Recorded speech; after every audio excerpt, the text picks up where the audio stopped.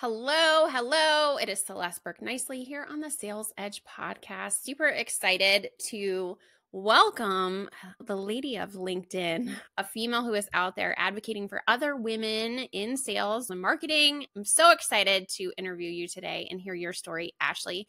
Ashley, tell us a little bit about what's been going on in your world. Well, first of all, if you're listening, you won't be able to see her t-shirt. If you watch this on YouTube, you will. It says, I hope this email finds you well. That's a whole nother topic that I'm sure you're diving into. But please, let's stop using, I hope this email finds you well. I actually wrote back to someone the other day, like, it did not find me well. They didn't respond, but I love those. So tell me about what's going on in your world, Ashley. Yes. So I am in a unique spot right now. I've been in sales for 11, 12 years, at least tech sales, a long time. And I just recently took probably my longest time away that was not maternity leave. So I'm coming off about a month and a half of time off, and I'm starting a new role in a week-ish. So very different for me. Usually I'm hustle, hustle. So this is great.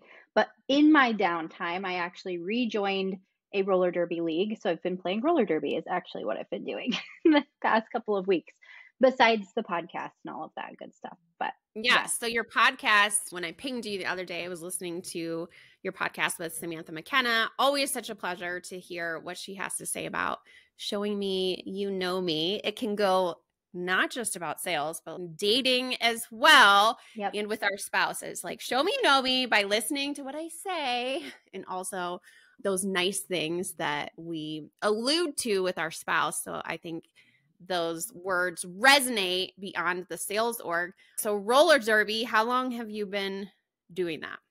I started skating in 2009, I believe. So a pretty long time. I skated pretty competitively for a long time and then had a couple breaks, had some babies, did all of that. And then COVID actually shut roller derby down for 2 years everywhere. And then moving to Portland, which I just recently did, the biggest roller derby team in the world is located here. So it's a very large league. And I decided to transfer in while I was in this transition. So just actually made a home team. So I actually get to be on a team within the league, which is really exciting. So dang, I've never seen roller derby in action. I always thought it was like pretty badass, especially on the women's team. I'm forgetting the movie that Whip It. Yes. So I did see Yeah. that. That's about as close to roller derby. Well, it now makes sense, the skates that you have on your LinkedIn profile. So Yeah. you've been in and around the sales space, probably very similar parallels to roller derby with like the ups and the downs, the opponents, your competition in sales. Mhm. You don't know what to expect, a lot of preparation, then it's go time. Did you fumble? Not like a football, but Fumble your over your body. skates Yeah. and you fell? Do you have bruises? You have to pick yourself back up. So as you've navigated this sales roller coaster, we'll call it, what has stood the test of time for you? Kind of your sales edge, your it factor that helps you to stand out? Yeah. So I think I have a little bit of a unique, and not that unique anymore, background where I started in retail sales before I moved into tech. And working retail hours really sucks. If anybody's ever done it, that's the worst. I was selling eyeglasses. I was an optician. Moving into tech where I was able to work from home sometimes or remote or all of those things, I was so grateful for it. And I think some of that like diverse background where you have that hunger, because I was also making crap money compared to what you can make in this world of sales. That that's kind of the edge, because you're like, well, I could be slanging glasses and making 35K a year instead of what I'm doing now. This is so much better. I am not going to let this opportunity pass me by. But I think truly at the core of it is that every time I'm in a sales role, I have to feel like I'm helping people. So I have to figure out like what is the thing that's actually making someone's life better. When I come into a conversation believing that I'm helping someone instead of feeling like I'm selling them something or trying to trick them, it's always just a better way to feel about yourself. I think just makes everything better for everyone. So that was kind of two Definitely. answers.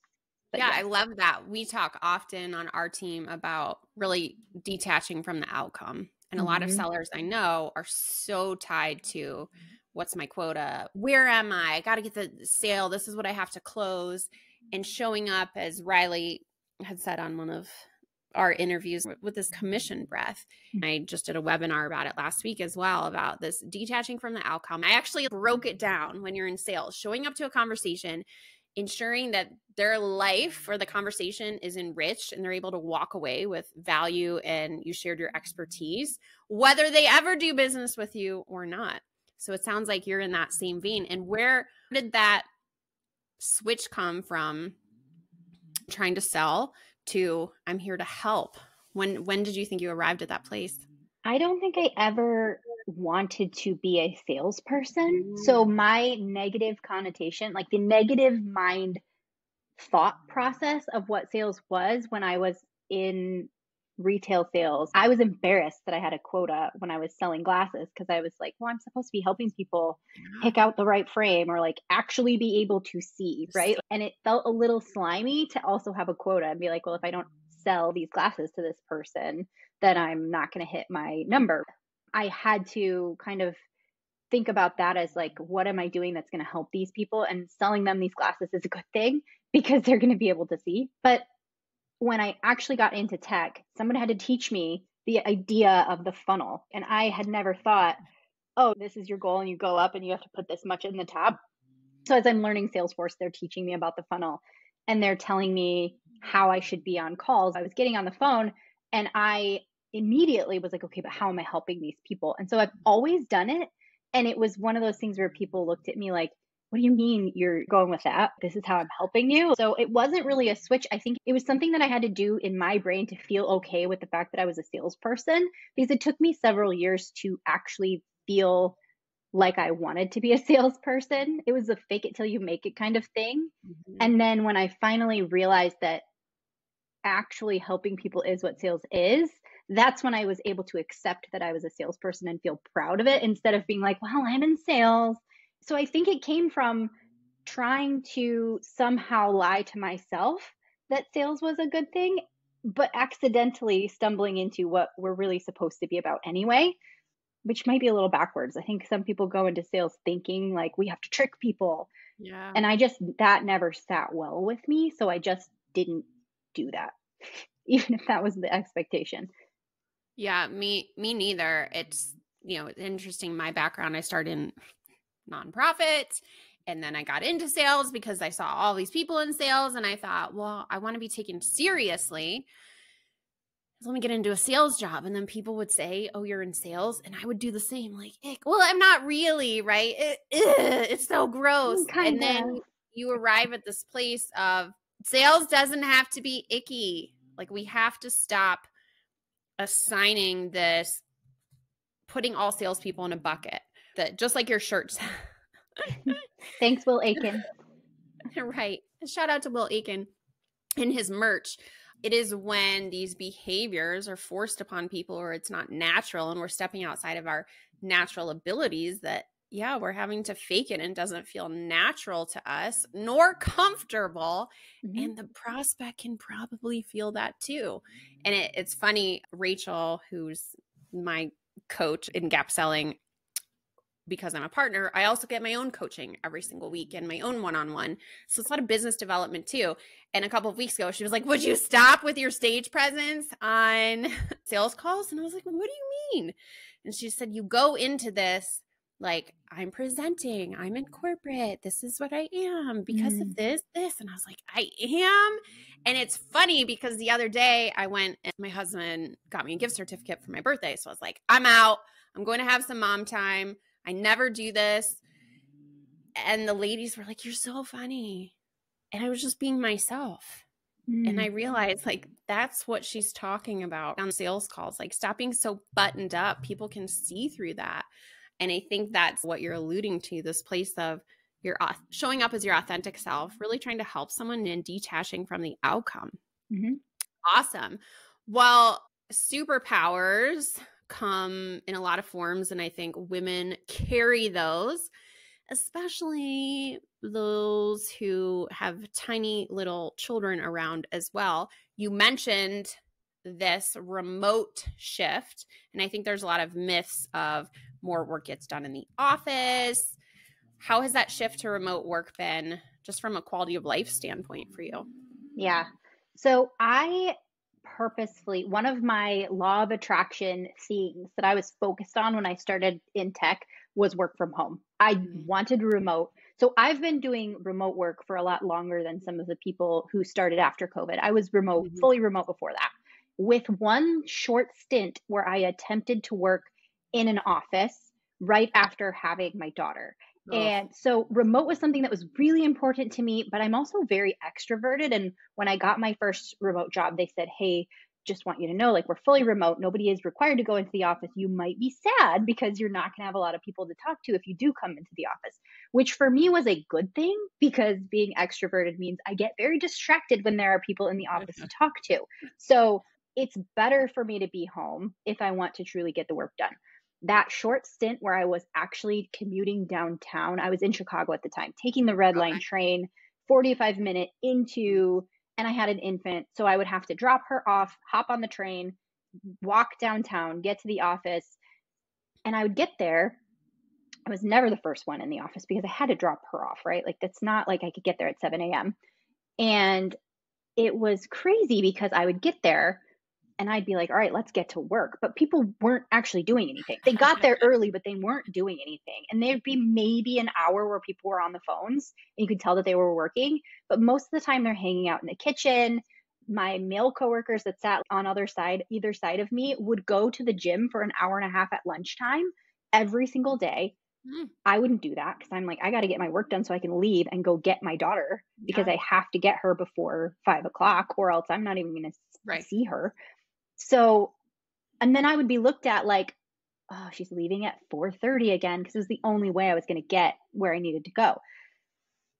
And that little brief stint, like I left that job purposefully to go back to a remote role because it just did not work with my lifestyle.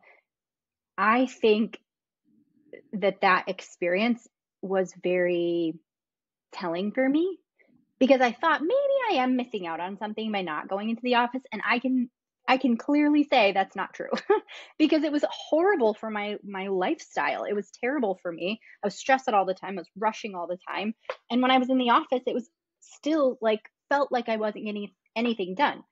So remote work, I promise you, if you've got people that you're forcing into the office, you're not getting as much work out of them. It's just not a thing. Um, and if you've got parents on your team, it's just ridiculous. It's really weird to me that having people come in at 7 a.m. and leave at 6 o'clock, but take hours in the middle of the day to go to the gym and go have lunch and do all of these things, that's more okay than a mom who gets there as soon as she possibly can, works her butt off the whole day, leaves, and then probably logs in and does stuff again after her kids go to bed. Like, but the optics of that, they thought that guy was being more present versus the woman. And that's very not okay, right? So Totally. Yeah, I'm that's my definitely soapbox. in that camp with you. I remember doing that, right? Going back at 13 weeks and then you're pumping and you're Hmm. constantly worried about that and sitting in meetings. And yes, if the clock is ticking, you're sitting in traffic and are you going to get there? Are you going to start to get charged because you're not picking up the child? You're in this constant state of high alert all of the time, which isn't a great place to be in if you're also trying to have work output. So kudos to you on knowing that that's something that you need not only for yourself, but also for your family, and that you can be just as productive, if not, in the framework that fits your life, but that also shows your employer it doesn't really matter what the Yeah. hours logged are. It is about the output and the productivity and giving back to the team and being part of it. And I've seen a lot of employers make a miss on that. So hopefully as this launches, you've selected a new place and you announce that and we can celebrate that you're still going strong and working remote Oh yeah. into 2024. So the last question I asked guests, because I think it's so interesting, there's so much sales advice out there on what we should do, what not to do. And then it changes when new tech comes out or, an influencer drops something. What is a sales myth that you'd love to support or bust? that over the years was told to you and you've thought, I'm not so sure about that anymore? Yeah, that's a really good question. I think one of my biggest pet peeves, and this is maybe a sales myth, is that everyone has to start as an SDR and then be an AE and then go into leadership or whatever that looks like. I do not believe that every single person should be an SDR. I don't believe every single person is going to be good at being an SDR. And I also believe that people could be really great as AEs if they're not good at SDRs.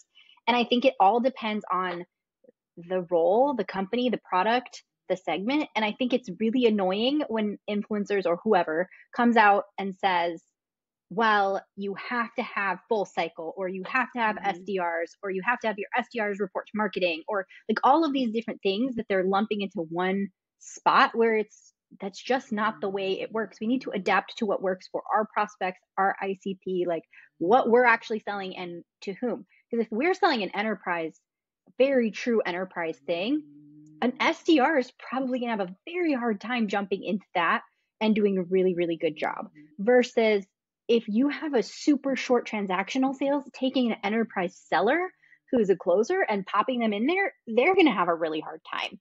And I think that it's a miss to pay them all these like, oh, well, an enterprise seller is worth so much more than a transactional seller. I don't think that's true. I think that they're just totally different skill sets. And I'm sick of everyone getting lumped into buckets and not being allowed to try different things. If you fail at being an SDR, that doesn't mean you're not going to be a killer closer. If you fail at SMB, like super quick wins, that doesn't mean you're not going to be amazing at enterprise. I think it's doing us a disservice as an industry to tell somebody, well, maybe sales isn't for you because you weren't good at these SMB. It's a totally different skill set to sell transactionally than it is to nurture someone for over a year to get them to sell. I think people who can do both are very rare, but it's awesome. And I just think it's unfair that I think that somebody who's an amazing SMB seller should be allowed to continue to do that and still continue their career and be really successful and make a ton of money without ever feeling pressured to become a manager or go into enterprise sales. I just don't think that that's the way that it should be. Yeah.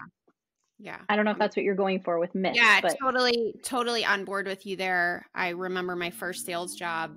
I didn't have management experience. I'd never sold anything. I'd never been in the industry. I went through 7 interviews and I got the job, and it set the precedent for that company that somebody doesn't have to check all those boxes in order to excel.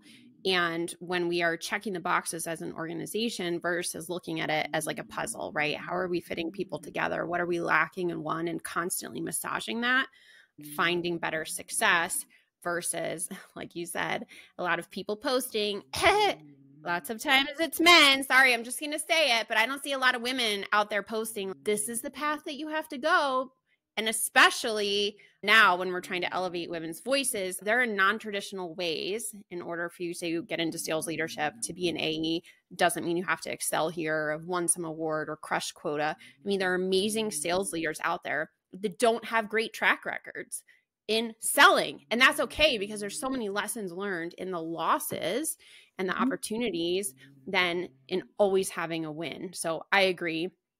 I don't think trophies matter. Just like in roller derby, you probably learn a lot from every time you fall and have a misstep, or you check someone. I don't know if it's called checking. I'm sure it can be. When you're leaning your body into them, you're learning all of those nuances, but you learn a lot through the losses, not always the wins. And sometimes that is often overlooked. So thank you so much for shedding light onto that. Any final words? Tell us your podcast. Where can people find it? What can they expect from it? Yep. So Ashley and Katrina's Infinite Revenue Playlist. It is me and my co-host, Katrina Redden. It's sponsored by ComSource, so big fan of them. And Mac Redden, who also does this for us without any expectation of ROI to produce the podcast. The whole point is elevating women in revenue. So sales, marketing, success, anybody who's touching money, who is a woman in business, basically, that's who we want to talk to. And our idea is that by interviewing people like Sam McKenna and then interviewing people who maybe don't have that huge following, but have something to say, we can get those voices out there so people can hear from women who are amazing and learn from them. And it's kind of fun because we do have that little twist where everyone picks a walk-up song. So there's Yeah. also a playlist. So you can find the podcast anywhere you listen to podcasts, Spotify, Apple, YouTube, and then the actual playlist is also on Spotify if you want to hear all of the women's walk-up songs compiled together, which is it's a pretty good playlist. Very Yeah, empowering. definitely. I love that. And I was thinking the other day, I have to hype myself. I'm an extrovert introvert. So I have to like pop myself on when I'm like going on camera or delivering a webinar. This year I did a webinar for 500 people. You get anxiety over that. So I like to play the Eye of the Tiger song. Nice.